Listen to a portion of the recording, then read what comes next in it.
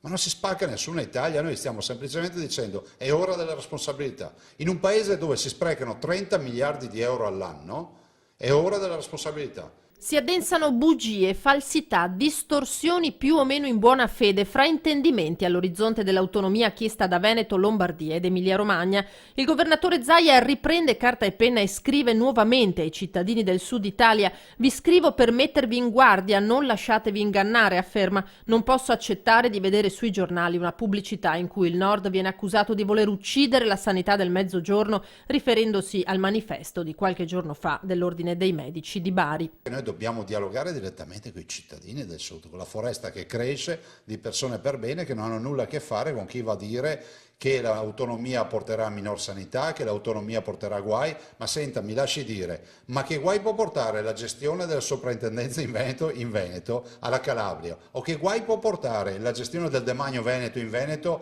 alla Campania, o che guai può portare la gestione della valutazione di impatto ambientale dei fatti veneti in Veneto, che so, alla Sicilia? Nulla. Ma qualcuno sta vendendo questa suggestione come la fine di tutte le opportunità per il Sud ed è scandaloso. E questo mentre le cose al Sud non vanno certo bene. Zaia fa l'esempio della sanità così com'è ora. È incredibile, dice, che venga ritenuto normale prendere un aereo per andare a curarsi laddove è possibile. Cosa dovrebbero fare quindi i cittadini del Sud? Io dico, prima pretendi una risposta per quello che oggi non c'è e dovresti avere, caro cittadino del Sud, la devi pretendere dalle tue istituzioni.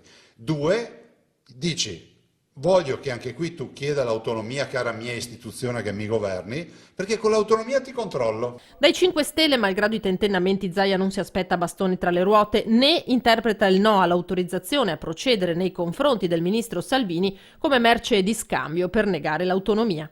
Il ministro Salvini non si deve processare, punto e basta, perché non ha commesso reati, a mio avviso, e considero coerente il 5 Stelle che ha detto no al processo.